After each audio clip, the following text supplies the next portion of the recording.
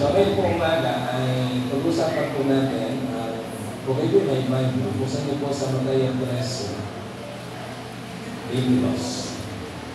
Basahin po natin ang bahagi ng pangasulat.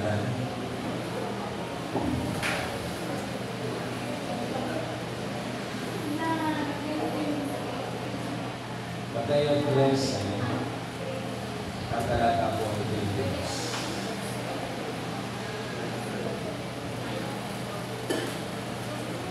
Sabi ko ganito, inilalarawan naman ng nahasik sa tawagan ang nakikinig ng salita, ngunit naging abala sa mga bagay ukol sa mundong ito at naging naibigin sa mga kayamanan. Ano pa ang salita ay nawala na ng tuwang sa kanilang puso.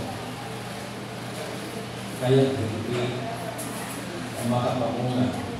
Yan po'y sasali ng Pilipino version. Dito po sa ang Biblia, kasalin, ganito po ang ating mababasa. At ang nahasik sa mga dawalan ay yaong dumirinig ng salita. Ngunit ang pagsusumakit na ukol sa sanglibutan at ang daya ng mga kayamanan ay siyang umigay sa salita at yan ay nagiging walang bunga. Pag-usapan po natin ngayong umaga ang tungkol po sa daya ng kayamanan. Yan. Pwede po na ang Kristiyano maging mayaman. Sa Biblia, lahat po ng taong nagkaroon ng pakikipag-ugnay sa Diyos at ipinahayag ng Diyos sa kanila ang kanyang plano, pinagpala po ng Diyos. Si Abraham po ay isa sa tinawag ng Diyos. Sa 13 verse 2, siya po pinagpala.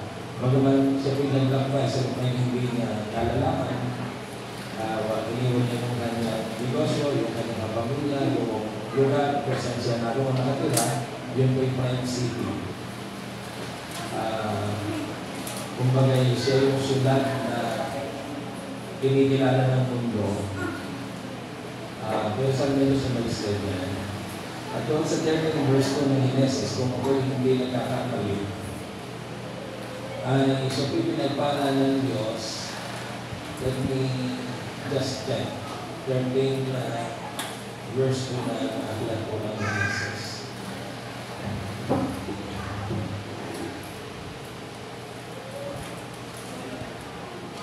Okay. Sabi ko'y ganito, at si Abraham ay totoong mayaman sa hayop, sa pilak, at sa ginto. Yan. Ang sumunod po sa kanya, yung anak niyang si Isaac. Si Isaac po ba, na siya po ang magtutuloy ng plano ng Diyos, ay pinagpala din ng Panginoon. Sa 26 verse 12. At si Isaac ay naghasik sa lupa ngayon. Siya po ay naghasik laban sa sitwasyon. Kasi po yung taglakaw noon, tagtuyo. Kung sabi ng Diyos, huwag kang bababa ng hito, dito ka lang. At magpapalain kita.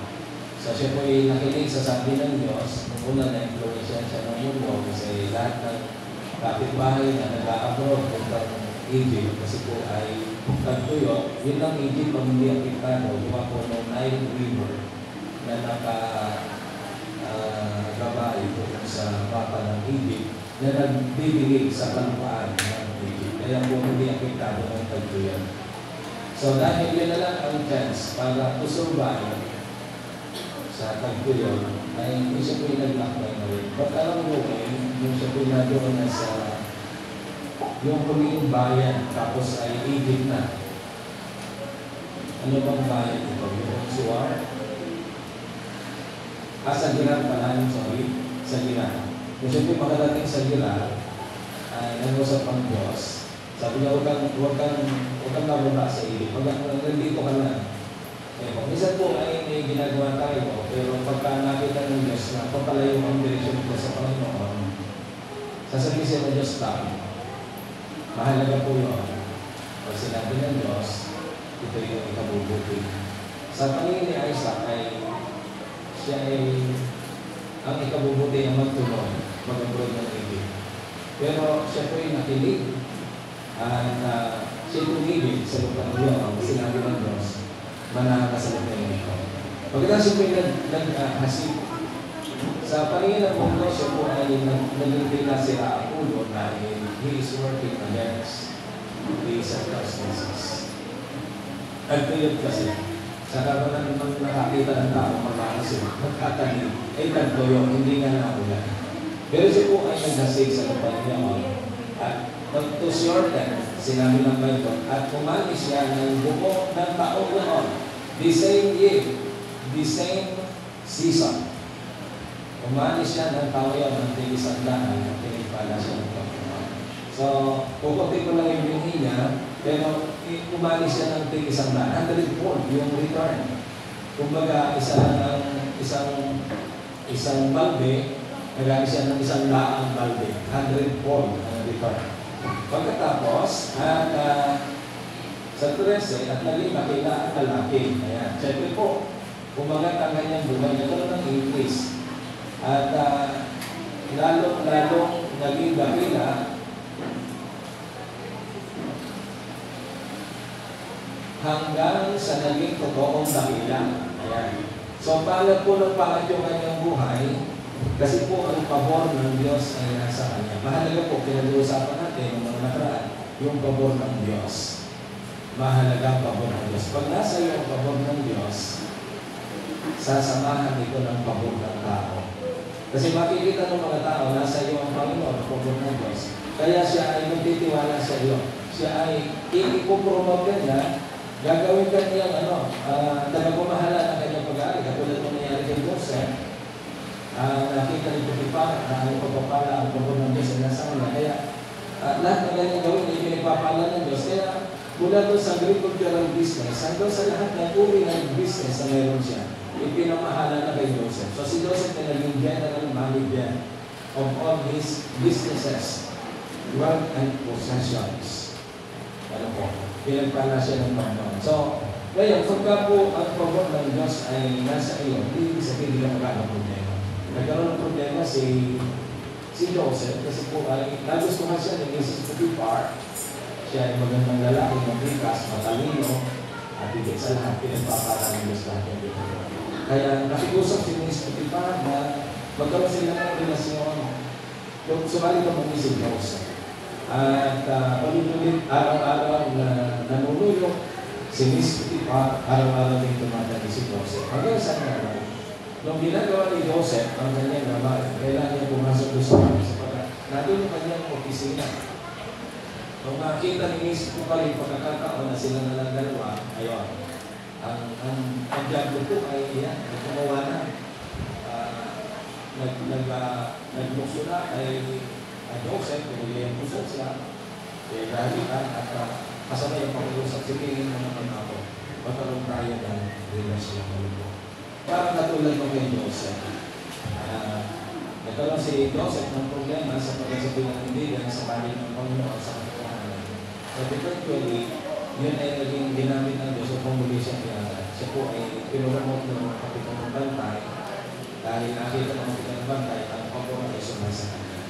So mahalaga po ang pabor ng Diyos sumasa atin. Pag ang pabor ng Diyos ay sumasa iyo, nadadaman ang mga tao nakapalilig sa iyo, ang mga tao ay nakaugnay sa iyo. At dapat madamay sila. Dapat hindi ka lang pinagpapala para sa iyong sarili. You have to be a channel of God's blessing. Di ba si Pablo, kung siya po'y naroon ang isang barko, 2 linggong babagyo, balakang sa ulan, o sige, at ang kalamitan, mabiling, hindi sumisikat ang araw. For 2 weeks, wala na sila ng pag-asa ng Lord. Ako siya nag-pray, tumuloy yung akin sa tabi na sabi niya, Pablo, huwag ka matakot, hindi kayo mapapahamak sa bagyo ito. Pati lahat ng sakay ng barko ay walang mapapahamak basta sumunod lang sa instruction. Huwag alis ng barko. At sabi na ay kailangan mo makarating sa sisar upang maging matotoo doon, mag-witness ka. At dahil sa iyo, sabi niya, iniligtas ng Diyos lahat ng kasama mo. So nadamay po yung kasama niya pasahero.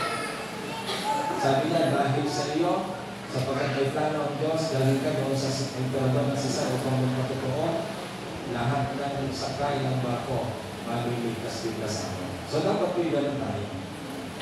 Nagdadala ka ng blessing. Amen? Amen. Hindi mo kinukuha ang blessing, sinasarili mo dapat. Ikaw ay nagiging channel mo. At dapat ang prioridad mo, gospel expansion. Yan, gospel proclamation. Kasi pagka umalis ka sa purpose ng Diyos, wala na siyang dahilan para pagpalain ka. Pero pag sumusuporta ka sa Ebanghelyo, sa Great Commission, sa gawain ng Diyos, binibigyan mo ng dahilan ng Diyos para pagpalain ka. Pagka sinarili mo ang blessing ng Diyos, yan po napupunto, titigil. Titigil ang patak ng langis, titigil ang pag-multiply ng harina sa banga, sapagkat wala ka nang sinusuportahang lingkod ng Diyos. Diba si Elias ay gano'n? Yung babae, isang luto na lang yung harina niya, gagapatak na yung langis. Pero nung sinabi ng lingkod ng Diyos sa Elias, huwag kang patakot, sabi ng Diyos sa ganito, hindi mo upos ang banga, ang langis sa sisidran at ang harina, doon sa banga, ang langis sa banga at ang harina sa sisidran, hanggang hindi pumapatak ang ulan. Sa loob po, 3 taon pa, kasi 3.5 years po na hindi ulan. Aanin na po pa nakakaraan, natuloy na yung batis ng kilit. Pinapunta siya ng Diyos sa Sidon. Sabi niya, utusan ko yung babaeng bago. At yung pong babaeng bago naging generous. Sa isang estranghero, hindi niya kinana. Pinatuloy niya ito sa kanyang bahay, pinatira niya, pinakain niya, at ano kapalit, nakita siya ang kanyang mga anak. Nakasabay sila sa loob ng 3 taon, kahit po yung nadarating pa. Hindi na putol ang pagpatak ng langis at yung pag-multiply ng harina sa sisitan ay hindi po tumigil hanggang hindi pumapatak ang ulan at hanggang hindi nag-aari ng trigo. Ang dahilan sapagkat ang Diyos ay nakatutok sa kagagaling ng kanyang mga lingkod. Ginagamit niya yung mga tao sa paligid niya at lahat ng tao nakasuporta sa likod ng Diyos, pinagpapala ng Diyos. Amen? Amen! Dapat maintindihan natin yan. Kapag umalis ka sa layunin ng Diyos, ay mapapahama ka. Okay, so si isa po ay pinagpala ng Diyos sa naging dakila, naging totoong dakila hanggang sa naging totoong, sabi naging dakila, lalong dakila, naging totoong dakila, at hanggang sa ang mga Pilistyo po na ingit na sa kanya, sapagkat isipin nyo, can you just imagine, dating lang siya doon sa lugar na yun. Tapos ngayon siya yung mayaman. Lahat ng mga binatan ng mga Pilistyo naghihirap. Tapos lahat ng mga tupa, lahat ng mga toro, baka, lahat ng hayupan ng mga Pilistyo na ipagbili na sa kanila. At yung mga Pilistyo na iyon, para magkatrabaho, naging tauhan niya para lang sila mabuhay. So, lahat ng kanilang lupain napapunta kay Isaac, binenta nila, lahat ng kanilang lupa napapunta kay Isaac, pati yung mga anak ay naglilingkod at naging tauhan ni Isaac. At ang sabi ng sa verse 14, ano pong nangyari? Siya may tinatangkilik ng mga kawan at mga tinatangkilik ng mga bakahan at malaking sambahayan kasi po ay, siyempre, dumating siya doon, siya lang. Yung mga Pilistyo na doon, sa kanya na nagkaasawa, nagkaanak, so bukalo ng sambahayan, sa kanya na umaasag, at ang sabi at pinalindigan siya ng mga Pilistyo. Sadyang ang mundo po ay may inggit pagka ikay pinagpapala. Amen? Hindi po yung naiwasan. Sadyang merong taong may inggit, gumagawa ng masama sa iyo, wala ka naman ginawang masama sa kanya dahil po sa iyo. Ano gusto nyo? Naiinggit sila? O ikaw ang naiinggit sa kanila? Pamimili ng buhay. Ikaw yung maiinggit dahil silang pinagpala, o sila ang naiinggit dahil ikaw ang pinagpala. Amen? Kaya pag ikaw ay pinagpala, tandaan po natin ito. Deceitfulness of riches. Ang daya ng kayamanan. Sabi ko kay Timoteo, sa unang Timoteo 6:11, mahalaga po ang instruction na ito dahil may napapahama dahil sa kayamanan. Ano nakalagay? Sabi diyan, dapat ikaw o tama ng Diyos, tumakas ka sa mga bagay nito at sumunod ka sa katuwiran, sa kabanalan, sa pananampalataya, sa pag-ibig, sa pagtitiis, sa kaamuan. Yan. Sa mga tao ng Diyos ay hindi dapat na ikaw ay mabiktima ng kayamanan. Ang kayamanan po ay nagdaraya. Akala lang ba natin kung diablo lang ang nagdaraya? Yes, ang diablo po ay nagdaraya. He is not called in the Bible the father of destruction, but rather he is called to be the father of lies. John 8:44. Siya ay ama ng mga sinungaling. Ano po? Siya ay manililang, siya ay daraya. He is not the father of destruction because if he has done it a long time ago. Ayan.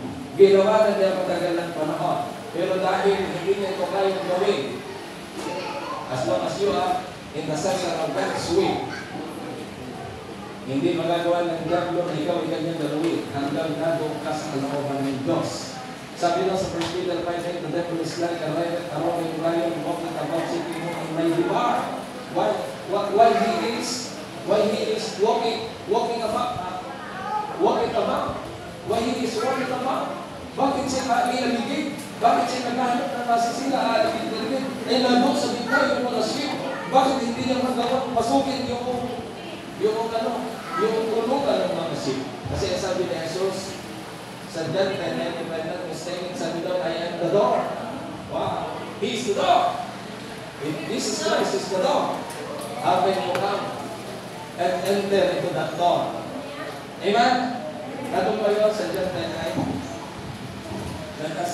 Let us look that verse.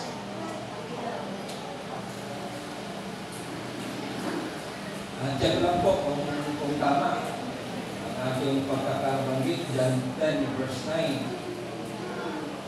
Ang sabi doon, ako ang pintuan. Yan, sabi ni Jesus. Ako ang pintuan, sino man taong pumasok sa akin ay siya magaligtas at papasok at lalabas at makakasundo ng kasigulan.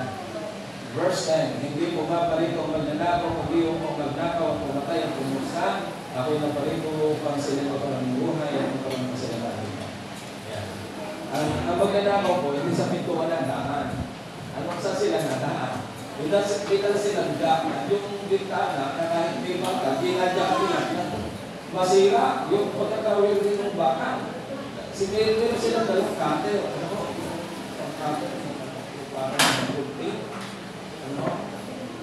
Meron silang dalang assembly. Pinumotol nila yung mga padlock doon.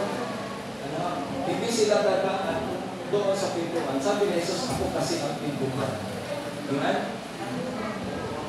How can the devil enter into that door when Jesus Christ has all the power? Sabi, all the power in heaven and on earth has been given to me. Matthew 28:18. How can the devil enter into that door? Ay sabi ng Panginoon,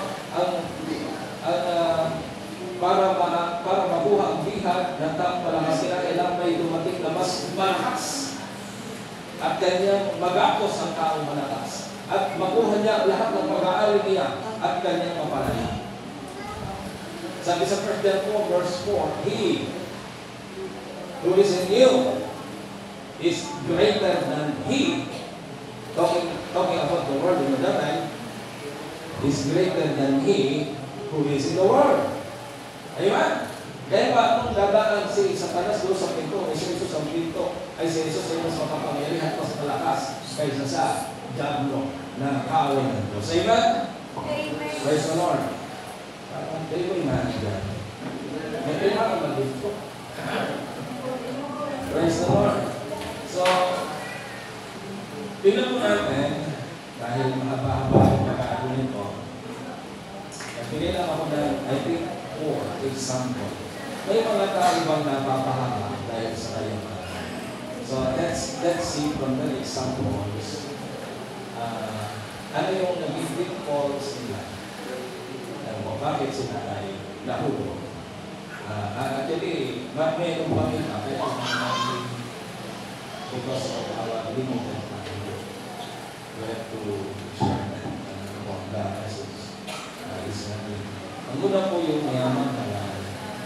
Pinagalalan natin ng nakaraan. Nabulan ang hangad niyang pag-iisip. Nilagay ko na dyan. Makipasa na natin.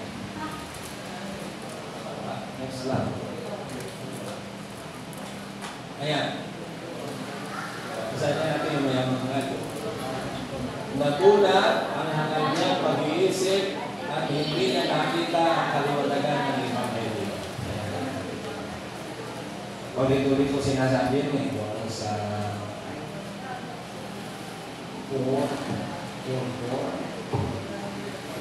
let me check that. Yung sa ilan natin ito. 2 Corinthians 4, verse 4. Nagdulog ng Diyos ng salabutan ito. Siyempre, yan po ay si Satanas. Ang mga pag-iisip ng mga hindi nagsisampalataya upang sa kanila ay huwag sumila ang kaliwanagan ng Ebanghelyo na kalulapian ni Kristo na siyang lahat ng Diyos. So ito pong mayamang ito ay hindi na nakita ang dahilan bakit sa pinagpanahan ng Diyos. Sinarili lang niya, nagulat ang kanya nahangal na pag-iisip at hindi nakita kaliwanagan ng Ebanghelyo. Pangalawa, yung pong 2 Corinthians 4 verse 4. Pangalawa, hindi niya nakagawa ang konsepto ng pagiging katiwala.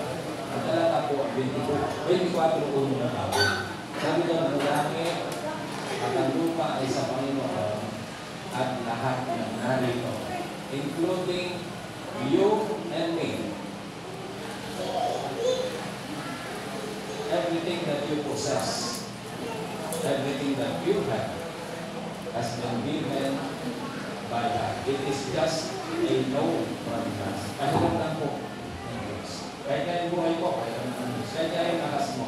Isang inisip mo kumataan sila yung malakas at kanila yung lakas. Pero hindi. Ngayon pagkakailan ka, nakita mo. Dahil parehong kinakain mo kabataan. Mahina na. Kasi ang Diyos ang nagbibigay ng lakas. Sa kapanahon ng kabataan, ibinigay ng Diyos yung kalakasan. Pero lumilipas po ang panahon. Okay. Pangatlo, nagtamo ng malaking, nagtamo ng malaking kayamanan, pero hindi niya napakalakas. So yun po yung lalaki. Siya po yung nagtamo ng malaking kayamanan, pero hindi niya napakinabangan. Kasi po ang plano niya pang sarili. Sabi niya, yung gagawin ko, nag-ani ako ng maraming binhi. Ay hindi magkasya ko sa kanyang bangat. Mukhang napakaganda ng kanyang problema. Mukhang walang sapat na bangko mapagdamyan ng kanyang pera. Sobrang dami. Kaya ginawa niya, sabi niya, magpapagawa ko ng lalong malaki. Binubuhan yung Father Tito, binubuhan yung Father Billy, tapos binubuhan niya ng mas mahaba pa, binubuhan niya ng mas mahaba pa, at sabi niya, doon ko ilalagay ang lahat ng aking amin. Anong tawag mo doon? Hoarding. Hoarding. Kaya po inimbak ang butil doon, hindi niya inilabas sa market, kaya ang resulta kulang sa bigas. Linggo, at wala na rin ilang araw na darating sa kanya. At meron na siya yung oras. Sabi niya, sa gabi ito, mamaya, mamapatay ka na, hindi ka nasisikat na. Ganon niya ang nagpapakayaman sa kanahan niyang sarili at hindi na. So siya po'y namatay na gugna na hindi na inawaan, na hindi na unawaan. Alam niyo po ang kayamanan sa mundo ko, hindi ko po yan ang buhay. Ang buhay ko natin sa mundo ko, hindi ba ito ang tunay na buhay? Ito po yung practice lamang. Everything in this life is just a trust. Lahat ng bagay na meron ka sa mundo ito, ipinagkatiwala na nito sa iyo. Lahat ng bagay na meron ka sa mundo ito, ay isang panagdali at naman na assignment. It is just a temporary assignment. You have a certain task to do. God has blessed you because He has a purpose in you. At only, tanda natin, everything in this life is just but a test. Pagsubok lang po. Ano po? Tinitingnan ng Diyos, pag ikay nakapasa sa unang pagsubok, kung pwede ka niyang i-promote. Before the promotion, you must have passed the test. Kinakailangan mo muna makapasa. Hindi lang mo pwedeng mauro sa school kung wala kang pinasahang exam. Kinakailangan ka pa sa at nakakuha ka ng mataas sa bata. Amen? And that would make you to be promoted in a higher level. Kaya huwag mo isipin, eto na, sapat na ito, okay na ako. Hindi. Lagi mo tatandaan greater things. Ayan. Hindi pa yan ang buhay. May mas maganda pang level ng buhay. Amen? Hallelujah! Praise God. Mga takot-takot yan, mas maganda pa yung saan natin. Kaya ito, maganda na yung saan mo ang dito. Hindi ako dito. Sabi ko, bibili na ako na para sa akin. Nagawa ko na magbilan ng para sa akin. Dapat ito. Sabi po sa Mateo 6:19, huwag kayong magtipo ng mga kayamanan sa lupa na dito sumisira ang tanga at ang kalawang at dito nabuhukay at dito sa pagnakaw ang mga magnanakaw. Kundi magtipon kayo ng mga kayamanan sa langit, kung ito ay hindi sumisira kahit ang tanga, kahit ang kalawang, at ito ay hindi na mabuhukay at hindi nagsisipagnakaw ang mga magnanakaw.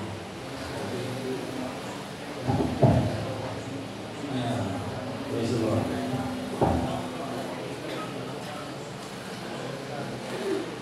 Yan po. May tunay na kayamanan. Wala na po sa lupa yan. Saan po nakalaon yan? Nasa bako ng langit. Ano po? Ay sabi ng iba, pwede pang makapag-withdraw muna. Kung pwede lang makapag-withdraw muna ito sa bako ng langit, ay di, pag ikay nag-withdraw, wala ka na nakadagat ang yaman doon. Withdraw mo na yan.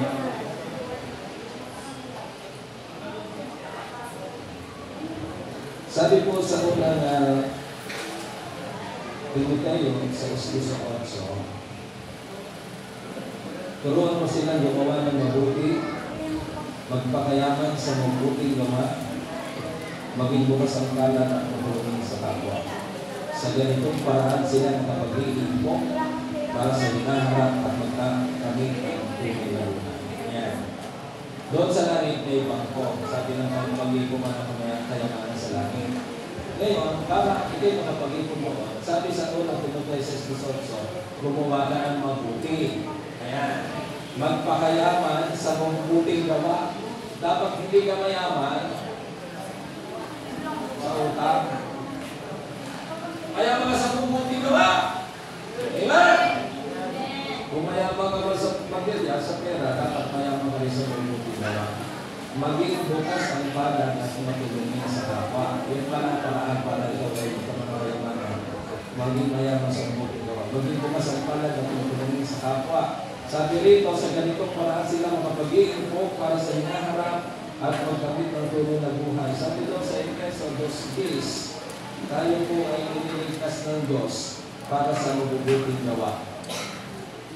Yan, kaya ng kayamanan, paano paglalapanan.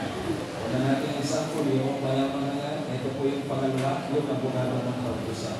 Ang talata po ay nasa Lucas 18, talata 18 hanggang 27. Ano po ang nangyari sa mga talata ito? Lumapit po yung lalaki na matalino at abogado po siya ng kautusan. Siya po ay mayaman. Siya po ay masunurin sa magulang at siya po ay masunurin din sa Diyos. Sabi niya, kailangan lang po gawin yung pagbabanan ng mga buhay. Dahil alam ng Panginoon kung sino siya at kung ano ang rebel niya, sabi ng Panginoon sa kanya, gawin mo ang nakasulat sa kautusan. Sa pagkasipin yung bugado ng kautusan. Alam niyo yung mga bugado, sabi niya, a lawyer is a liar. Ayan. Yun lang natutunan ko sa mga kapasik ng mga lawyer is a liar. Ayan. Para kayo maging mabuting lawyer, dapat ito'y magaling magsinungaling. Because a lawyer is a liar. Ayan. So, sabi ng ano ba nakasulat? Sabi ng lalaki, ay ito, magkakabuyo ka sila. Huwag kang magnanakaw, huwag kang mapatay. And everything. Sabi ng Panginoon, gawin mo lahat yan at ikaw mabubuhay. Sabi ng lalaki, ay ginawa ko na lahat, ano pa kulang? He felt emptiness deep within. He knew that something is missing. Alam niya na mayroong kulang. Sabi ng Panginoon, ay dahil sabi niya, ito bang kulang sa akin? Para bang siya yung napakaganda ng kanyang pagkatao. Mabuti ang kabataan niya, hindi siya masiwala sa magulang, hindi siya nararamdaman, mapagmahal siya, masuguri sa magulang. Siya masipag, sapagkat siya naging negosyante, nagtrabaho siya, nagkapuhunan, nagnegosyo, yumaman, hanggang naging pastor, yumaman, panalumangan, hindi siya nangyapang ng iba, hindi siya nagnakaw, wala siyang pinapig. Nakuha niya ang kayamanan niya sa malinis sa paraan. But we thought something is missing. And he came to Jesus and asked, ano pang kulang? Alam niyo, ginawa ng Panginoon dahil ang lalaki ito ay binago ng daya ng kayamanan. Pinakbayan ng Panginoon na tinapik-tapik. Sabi niya, ano, may bigan, isa na lang ang kulang. Sabi niya, ang totoo masyado siya mga ama. Sabi ng Panginoon, ibenta mo lahat ng iyong tinatangkilik. Bituhin mo lahat ng pera mo sa bangko. At ipamigay mo lahat sa mga tukha sa paligid. At pagkakaroon ka ng kayamanan sa langit at bumalik mo ka sa akin, sumunod ka. Amen. Okay. Posin mo na ako para makulitin siya. Okay. So yung pong lalaki ay nalungkot. Sabi ng Biblia, si lalaki ko mayaman. Sabi na, pahirap mo pala sumunod sa Panginoon. Iiwan mo lahat ng iyong yaman. Alam mo yung mga araw, mo sumunod sa Panginoon. Sabi ko, bakit ako kiligin sa Diyos? Kaya ako magtrabaho para ako mabuhay. Iniwan ko yung aking anak buhay, pakisumunod sa Panginoon. Pero, hirap na hirap ako para ako mabuhay. Walang support ng organization. Alam niyo, sabi ng Panginoon sa akin, because of selfishness. Ang resources ng mundo hindi kulang.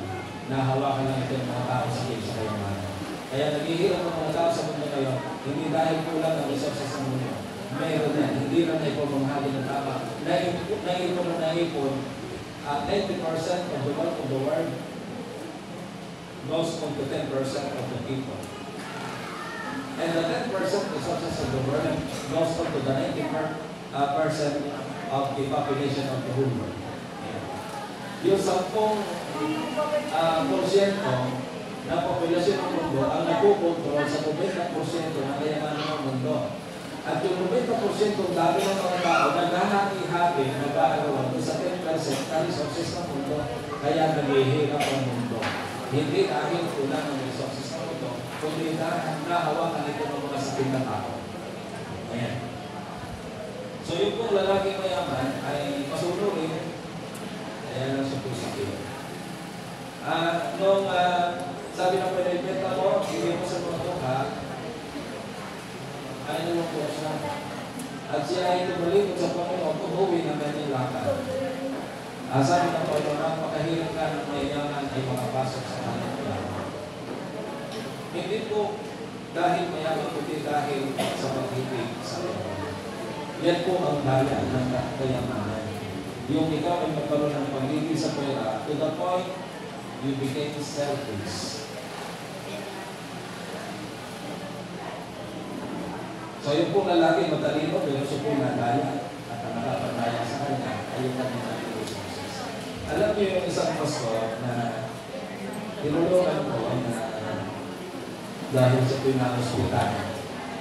Pagkatapos, nakailang dito, anak naman niya na hospital. Pagkatapos, sinumang ako na hospital, dinala sa sentro, dinala sa lipa, o sa hospital. Ngayon natin, sa rin, kaya ito pastor, daming grupo na. Sabi ko, pumunta ka sa akin, kasi iba na ay Saturday. Sabi ko, pumunta sa akin ng Lunes. Samahan kita. Sabi niya, saan tayo pupunta? Sabi ko, lalapit tayo sa mga kapili natin ng tulong. So, nung meeting namin, this last Friday, sabi niya, kapitulong ka sa lahat. Sabi niya, buti na lang si Pastor Mario, ating chairman. Actually, may mga siya sa akin. Sinasabi niya, kaya pala ikaw ating chairman, kasi ikaw maging tao, may puso sa mga nakikita mo kalagayan na yung masasakit. So, tapos nagpatutupo yung kanyang anak, Ang sabi po ng doktor sa kanya, ikaw ang iyong sakit ay allergy. Allergy ka sa iyong sarili. Pero pala ganun sakit, allergy ka sa iyong sarili. Sabi ko mabuti naman hindi ka allergy sa iba. Kasi kung allergy ka sa iba, baka hindi ka makipayusin. Pero siya allergy sa kanyang sarili.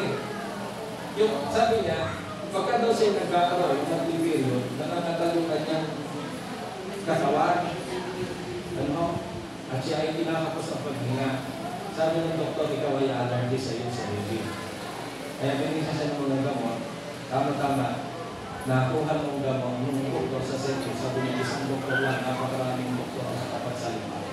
Ang dami na nilang nainom, sabi ng doktor doon sa sentro, ay kung hindi kita rilistahan na ganyan gamot kasi delikado ang iyong ako, baka sila yung ako, ito subukan mo itong gamot. Sabi ng kamalaan, ay noong nagdaan, pero siya ng matitili, siya yung natakot, kaya naman magkulang ang tumamuhan. Inabahan nila baka magpatupan na ulit, isulong sa ospital. Pero sabi niya, hindi, wala na. Tapos na. Kung magikumaling siya. Ayan. So, yun po yung ano. Nangyari. Okay na. Pangatlo pong example, si Balaam. Ito po propeta po ng Diyos. He is not a false prophet, he is a prophet of God. Okay.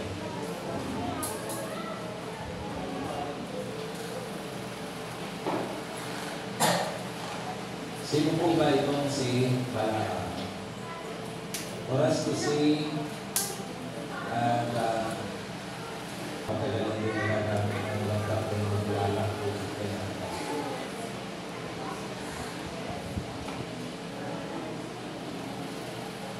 Ito po si Balaam, makikita po natin sa chapter 22, ang aklat ng bilang, ang kanyang kasaysayan, talapot ng sulatan. Ito po yung nailagay sa Biblia upang tayo po makapot ng paglalagay sa kanya. Siya po ay inalok ni Haring Balak, sapagkat si Haring Balak po ay nakita niya yung mga Egypt, yung mga Israelite na lumabas ng Egypt ay nasasakop na yung mga kaharian sa paligid niya.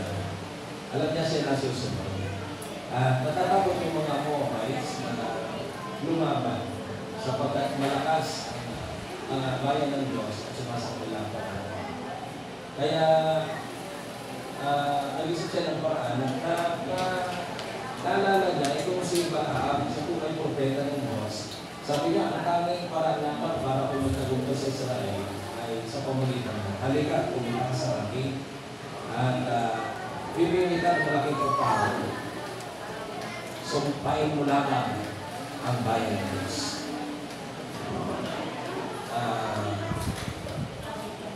So yung pong reward ay medyo parang tukso, ano po, pagsubok.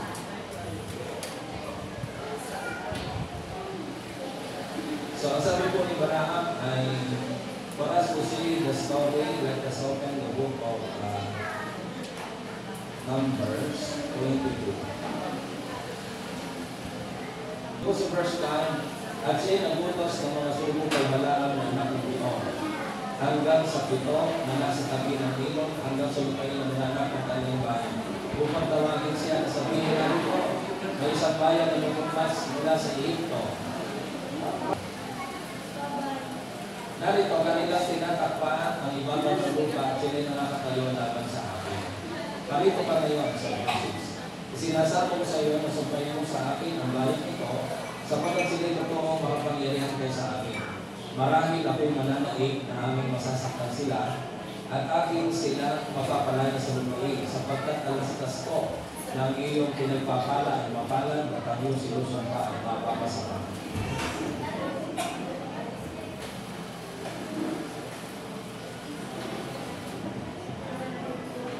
Sa verse 7, at ang mga matanda sa Moab at ang mga matanda sa Midian ay si Papa nagalan sa kanilang kamay ang mga ganting pala sa panghuhula. Suhol mo, suhol. At sila'y dumating kay Balaam at sinundan niya sa kanya ang mga salita ni Balak. At kanya sinabi sa kanila, dito na kayo tumuloy ngayong gabi. At bibigyan ko kayo ng kasagutan kung ano ang sasabihin ng Panginoon sa akin at ang mga prinsipo sa buhay ay tumuloy na sa aming mga. So dito po ay intentionally, alam ni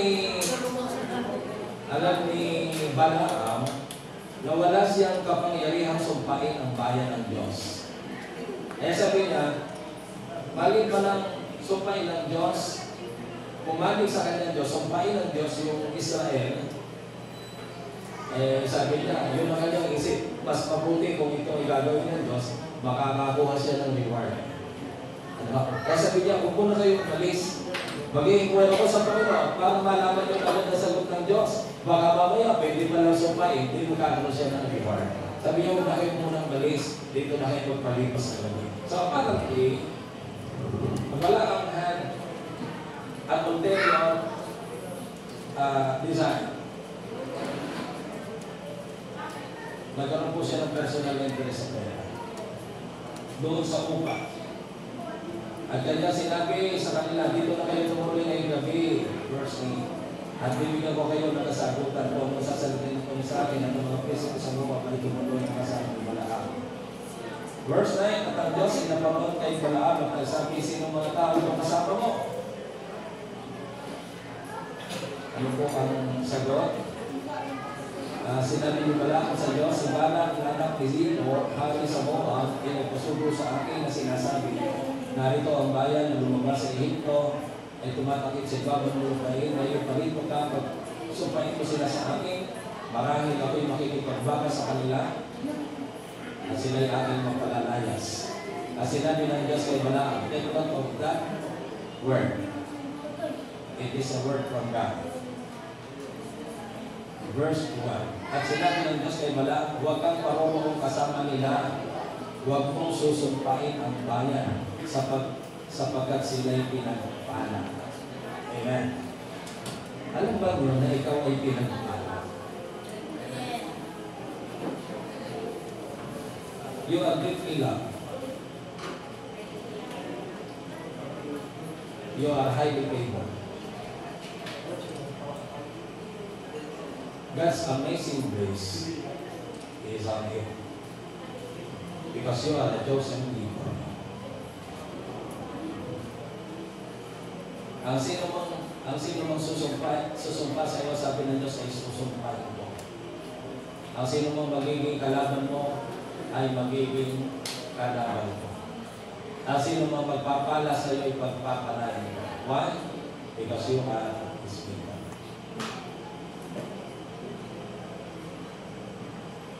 So verse 13, at si Balaam ay bumangon na kinamagan at sinabi sa mga prinsipe ni Balak, bumangon kayo sa inyong lupain sapagkat ipinagkait ng Panginoon ng pahintulot na ako'y pumaroon kasama ninyo. At ang mga prinsipe sa Moab ay bumangon at sila napunod kay Balak at nagsabi, si Balaam ay pumarito na kasama namin. At si Balak ay nag-raise na effort of the enemy. At si Balak ay nagsuko muli ng maraming pang prinsipe at lalong mga mahal kaysa kanila. So yung mga high-ranking position, mga dignitaries na sinuko na mas matindi ang talok ng pera. Balik natin doon kay Balaam. So si Balaam po ay nung pinadalan uli ng magandang offer, nagkaroon po siya ng pagnanasa. Yung personal interest ay pumanasa. This was called the love of money. Sabi hindi lang ang pera, ay papasama sa akin. Si Balaam po, just to make it sure, ay nagsimula po ng tama, nagwakas po siya sa bahay. Sabi na Diyos, huwag kang sasama.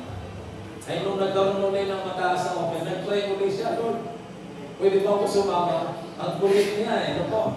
Nanghihinayang siya doon sa reward. Sabi na Diyos sa kanya, sige, sumama ka. Pagka pala sinabi na Diyos sa huwag at nagpilit ka at pinayaga ka ng Diyos, delikado ito. Delikado. Pag sinabi niya huwag at mapilit ka, sinabi niya, sige, bahala ka. Delikado. Alam ba niyo, along the way, kung si Balak po ay sakay ng kanyang asno para sumpain ang bayan ng Diyos. Yung kanyang asno, nakakita ng anghel na nakagano'n. sa daan. Kaya yung anghel yung asno ay nagbalik. Nagalit si Balaam at kanyang hinaplit ang asno. At yung pag-second time, yung asno, nagpunta doon sa, let me read from the scriptures. Ito po yung verse 16, at siya napangon kay Balaam at sabi sa kanya, ganito ang sabi ni Balak na anak ni Zippor, sinasamo ko sa iyo na anumang bagay, huwag mong tulutan na makaabala sa iyo sa pagparito sa akin. Sapagkat ikaw ay aking papupurihan ng mga dakilang karangalan. At anumang sabihin ko sa akin ay gagawin ko. Parito ka na. Sinasamo ko sa iyo, kasumpan mo sa akin. Ang ganda po ng offer. Ang tawag po dito ay irresistible grace. Ayan. Anumang sabihin mo, ay sabi ng hari, gagawin ko. Ikaw ay aking papupurihan ng mga dakilang karangalan. Promotion, wealth, possession, influence, money. Sabi niya, naman, sabihin ko sa akin ay gagawin ko. Sumpain mo lamang ang bayan ito. At si Balaam ay sumunod at nagsabi sa mga lingkod ng Balak, kahit ibigay sa akin ni Balak ang kanyang bahay na puno ng pilak at ginto, hindi ko masasalangsang ang salita ng Panginoong Diyos na ako'y gumawa ng tulak o higit. Ngayon niya, sinasamo ko sa inyo na tumuloy rin kayo ito ngayong gabi upang aking maalaman kung ano ang sasalitin pa ng Panginoon sa akin. So dito po ay parang bang si Balaam ay parang bang innocent, parang ba siyang kung nasabihin ng Panginoon. But literally, meron na siyang personal na interest sa puso. Sabi ng Diyos ay huwag. Ano doon sa pangalawang pagkakataon ang sasabihin mo doon sa mga lalong mararangan na tao kasi lubo ng hari na dumito na kayo at ako'y mag-pray. So siya po'y nag-pray ulit. At alam niyo po, ang naging sagot ng Diyos sa kanya, at ang Diyos ay naparunod kay Balaam, verse 20. 22 ng bilang, verse 20. At ang Diyos ay naparunod kay Balaam na kinagabihan at nagsabi sa kanya, kung ang mga tao yan ay nagsiparito upang tawagin ka ay bumangon ka, sumama ka sa kanila. Ngunit ang salita lamang na isasalit sa iyo ay siyang gagawin. So dito po ay pumayag po ang Diyos. Pero nung aking binabasa ito, nakita ko yung lesson, mapanganib pag makulit ka sa Diyos. Pag sinabi ng Juan at pinipilit ng Diyos at pumayag siya, mapanganib. Kasi po, dito po sa kasunod. So verse 22, ang galit ng Diyos ay nagningas sapagkat siya naparoon. Can you see? Nagalit po ang Diyos ay talagang makulit ito si Balaam. No, pinaulakan niya, sige, sumama ka. Ay pumunta na. For what reason? Because of the money we offered to him. At ang anghel ng Panginoon ay lumagay sa daan na pinakakalaban niya. Siya ay nakasakay sa kanyang asno at ang kanyang dalawang alipin ay kasama niya. At nakita ng asno ang anghel ng Panginoon na nakatayo sa daan, na hawak ang kanyang bunot na taba. At ang asno ay lumiko sa daan at kapasaparan. At pinalo ni Balaam ang asno upang ibalik siya sa daan, na magkagayon tumayo ang anghel ng Panginoon sa isang mapipot na daan sa pagitan ng mga umasan, at na ang isang bakod ay sumasadapo rito, at ang isang bakod ay sumasadapo niyaon. At nakita ng asno ang anghel ng Panginoon at siya ay inipit sa bakod, at naipit ang paa ni Balaam sa bakod at kanyang pinalo uli ang asno. At ang anghel ng Panginoon ay nagpaho na uli at tumayo sa isang makipot na dako na walang daang lilumaan, kahit sa kanan ni sa kaliwa. At nakita ng asno ang anghel ng Panginoon at siya nalumbok sa ilalim ni Balaam. Si Balaam yung ay naipit, nadaganan ng asno. Ano po? Ano ang ginawa ko sa iyo na ako'y pinalong nito may katlong salita po yung asno. At sinabi na Balaam sa asno, sapagkat tinuya mo ako, mayroon sana ako sa aking kamay na isang tabak, pinatay, bisin kita ngayon. At sinabi ng asno kay Balaam, di ba ako iyong asno na iyong sinakyan sa buong buhay mo? Hanggang sa araw na ito, gumawa ba kaya ako kailanman ng ganito sa iyo? At kanya sinabi, hindi. na magkaliw din ng pinamangutan ni Balaam at kanyang nakita ang anghel ng Panginoon na nakatayo sa daan, nahawak ang kanyang bunot na tabak at kanyang iniyukod ang kanyang ulo at nagpatilapa. At sinabi sa kanya ng anghel ng Panginoon, bakit kung pinano ang iyong aston itong makaitlo? Narito, ako'y naparito na pinakakalaman sapagkat ang iyong takot, ang iyong lakad ay masama sa harap ko. Bakit po masama ang lakad? Kasi po nagkaroon siya ng personal na interest sa pera. At nakita ko ng asno at tumito sa harap ko nitong makaitlo.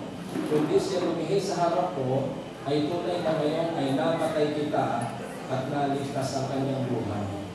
At sinabi ni Balaam sa anghel ng Panginoon, bakit bumubulong?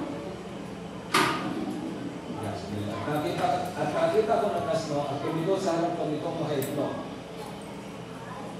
Okay, verse 34, at sinabi ni Balaam sa akin, ang Panginoon ako'y nagkasala sapagkat hindi ko nalalamang ikaw ay nakatayo sa lamang sa atin. Ngayon nga, kung inaakala mong masama ay babalik ulit ako. Yan po. Ang kwento ni Balaam, siya po ay naging mercenary prophet. Throughout the scriptures, he was being called the mercenary prophet. Ang propetang upahan. Ayan. Nasino po siya sa yaman ng sa kanya. Okay, ang huli po. Okay, last na to. Si Dimas. Sino po si Dimas? Sa aklat po ng Pilimon, ay makikita po natin kung sino si Dimas.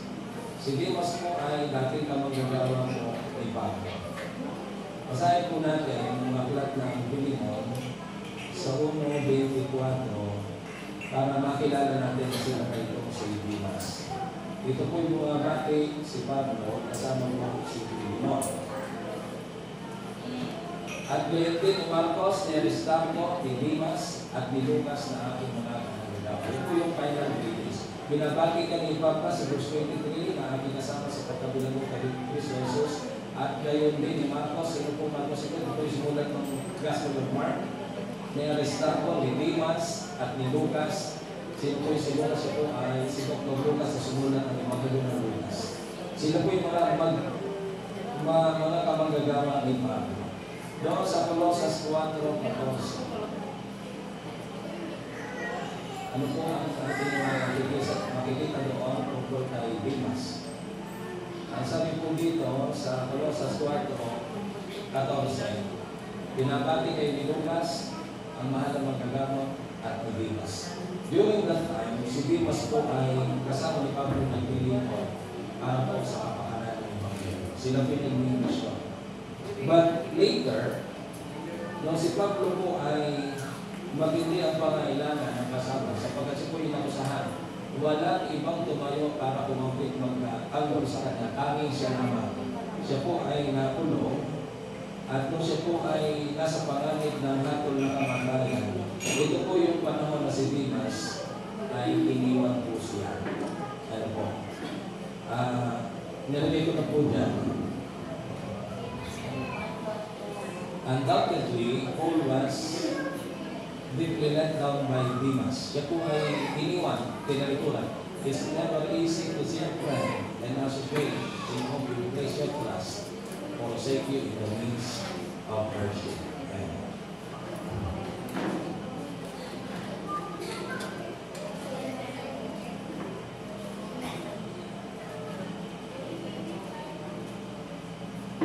So yun po, paghiwalay ni Dimas ay nangangahulugan po ng pag-iwan niya kay Pablo.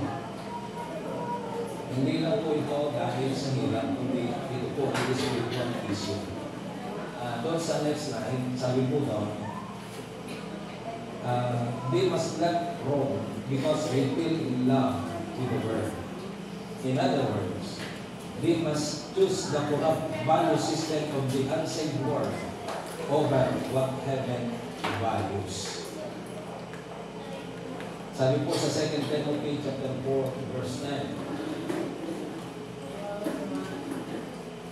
sapagkat ako'y pinabayaan ni Dimas, sabi po ni Pablo, dati po ay kasamang bumabati pero ito po yung closing remark. Sapagkat ako'y pinabayaan ni Dimas, palibhasa ilibig niya ang isang libutang ito at napasapit sa Lonica, si Vicente ay napasa Galacia at si Tito ay sa Dalmacia. Ano po ginawa ni Dimas? Si Dimas po ay tinanggap niya ang ino-open ng mundo at itinulong niya itong mas maganda sa ino-open ng Diyos. Dimas decided that when Satan has to offer Dimas decided that what Satan has to offer in his life is better than what God has to offer in the next.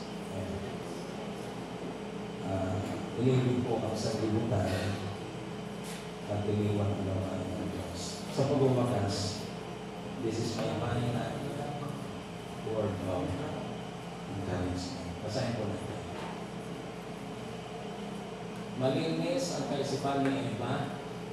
I'm quoting an example from Eva. Malinis ang kaisipan ni Eva na makausap niya ang ahas. Pero nang kanyang kausapin ng ahas, ay nadaya siya nito ng kanyang kasinungalingan. At kahit nalalaman ni Eva ang utos, ay nagawa ng ahas na siraan at masamain ng Diyos. Kapital din po ang kanilang sa isip ni Eva. Nagawa ng ahas na lasunin ang malinis sa pag-iisip ni Eva at pag-rebelde sa Diyos sa pamamagitan ng paniniwala at pagsunod sa ahas sa halip na sa Diyos. Si Eva ay napahamak ng paniwala niya kasi nagaling ang ahas at ang kamandag ng kasalanan ay makikita hanggang sa lahat ng kasalanan. Yung pong pinakahuling slide, ito po ang huli ko ng lahat. Ano po? Ano pong nakalagay? Magkakatagal naman. Kaya, okay, so tawagan ko po yung ating oras. Tuhan din mo sinusunod.